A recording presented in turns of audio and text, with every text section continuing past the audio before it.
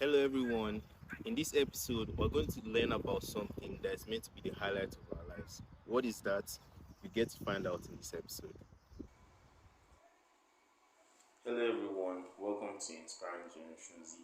So, today, here with my dad is a wonderful man, Estate Sovio and Vala, husband, a father of four, father of many other children that don't belong to him biologically, too.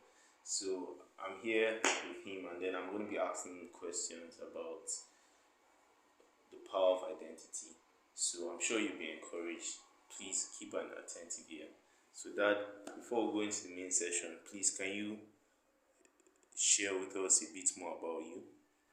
My name is Kayode Iyanda. I was born in the ancient city of Ibadan, Oyo State, Nigeria. I was born as a Muslim. Muslim name, as you said, as you heard, is Rashid. I trained to be an urban and regional planning at the Obafemi University, Obafemi Awolowo University in Ile-Ife. That's in Oyo State too. Oh, no, now it's in Osun State. Formerly University of Ife, Ile-Ife. But presently, I've also become a registered estate surveyor and valuer, and I practice as an estate surveyor and valuer with Kayode Iyanda and Associates. Estate surveyor and valuers, we operate in Abuja and Lagos. Right, thank you very much. So, on to the questions. Number one, when someone says, "Who are you?" what comes to your mind, and what can you describe as identity? Identity is important because if someone says, "Who are you?" you mention your name. Those are the names that have been given to you by your parents. Of course, some people can change their name along the line as they grow up. But I've never changed my name. My name still remains Rashid Kayode. That given to me by my parents. Of course, as you also mention your name, you also identify yourself with whatever you are, religion, beliefs, your profession, your tribe, your nationality. Those are things that constitute who you are, your identity. And of course, you carry yourself the way you believe you are.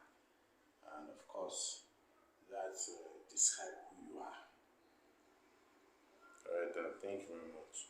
So, um, what do you think is the difference? This is a bit.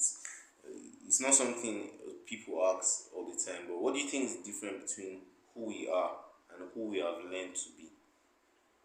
And you already mentioned it. Who you are is who you are, and it's based on all the totality of your experience. So don't judge me if you have not passed through what I've passed through. And what I've passed through makes you who you are at the moment.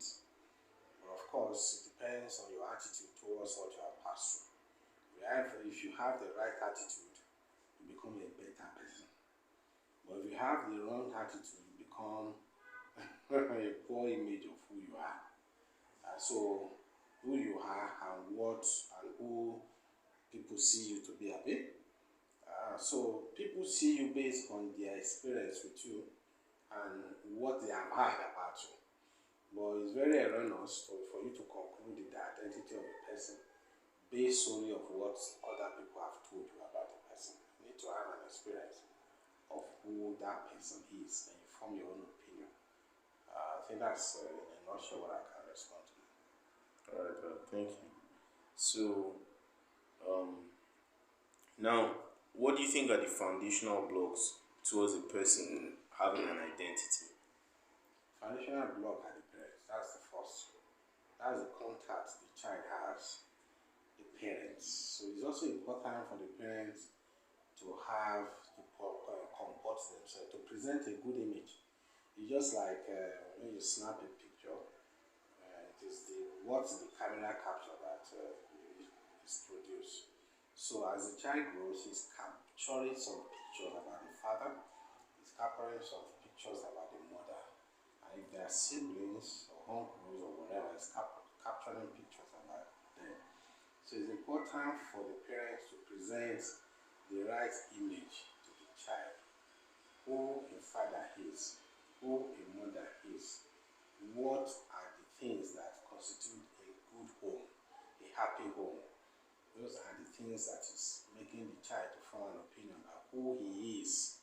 So it becomes something surprising if he gets to another place. Why do you people behave like this? We don't do things like this in our home. An example is that in one home, when they want to eat, they will set the table. In another home, they just grab whatever they can grab and just get out.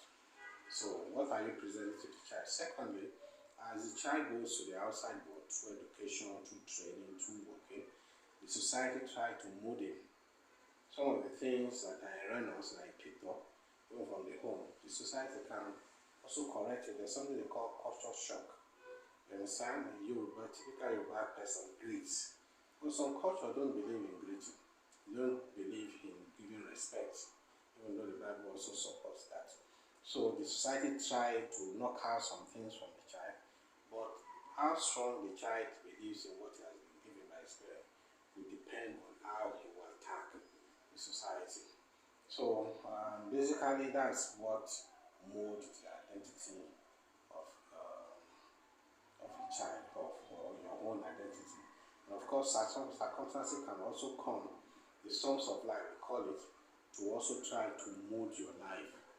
And that's where attitude comes in. You should develop the right attitude, believing in a God that you can't see, that there's an invisible hand that is helping you, that no matter the pressure, you won't change your belief. And then you become who you are, or you who you are supposed to be. Amazing, amazing. Alright, Dad. So, how did you discover who you are? As I said, the parents.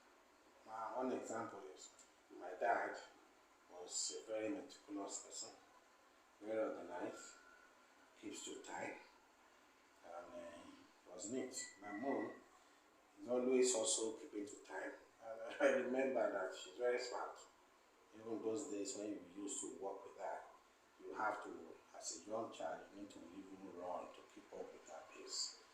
And then even up till now, we sleep early in our home. So I still sleep early. So I believe I need to rest after I had this wedding. Now I've learned to wake up early.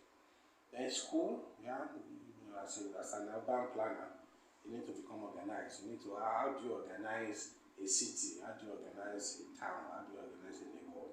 How do you harmonize uses together? So this also helps me in my thinking. And then the ability to spot anything that wrong, anything out of place, I can pick it immediately. And it disturbs me until I put it right. And so basically those are things, and of course ultimately it's Jesus, the Bible. As I say, we need to model our life after Jesus, who he is, because we believe he's not dead, he's alive. So we need to model our life to become like Jesus. Alright, Dad. That's awesome. So, what are the final thoughts you share with those people who are trying to discover who they are? Well, number one is that you don't know who you are. It's only God that knows who you are. You understand? So he will not try to show you who you are. He told Jeremiah, said, before you were born, I know you, and I've ordained you to be a prophet to the nation. So what God has in mind, he needs to reveal it to you. The Bible says concerning Jesus, for this purpose was the Son of Man made manifest, to destroy every works of the enemy. So anything satanic, Jesus must destroy it. So you need to find out with God, who are you in Christ? And then God now allows certain difficulties to come your way, and it defines you. As you try to solve those difficulties, the true you begins to come out. You understand? And you will also be surprised at the ultimate you. Because even as I am now, I'm still not fully become who I am supposed to be. So, but I've seen struggle to be able to allow myself to come out. You understand that? So that is what I can respond to that.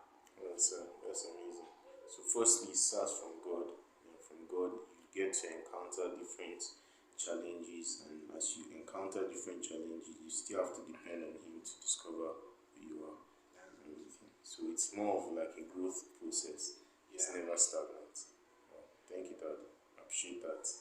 Okay, so finally, please can you share with our audience how they can connect with you if they would like to learn more from you?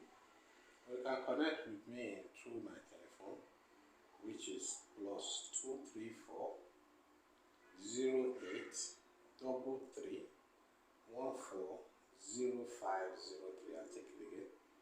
+234 083 33 14 0503. My email. But I think it's 08033. No, 0833 14 0503. You know, once it's +234, you remove the zero. Yeah, but The first zero. before zero, then 8033. And I'm saying +234 80 double 3 14 0503. Okay? Kayode Iyanda @yahoo.com. That's the email. Kayode Iyanda, one word, @yahoo.com. And Rashid Kayode 05 @gmail.com. Rashid spells RASHEED. Kayode spells KAYOD 05 @gmail.com. Alright, thank you very much. So it has been a blessed time having you. We really appreciate your presence. Thank you very much. You're welcome. Thanks for having me. So that's it for today. See you on another episode. Stay blessed.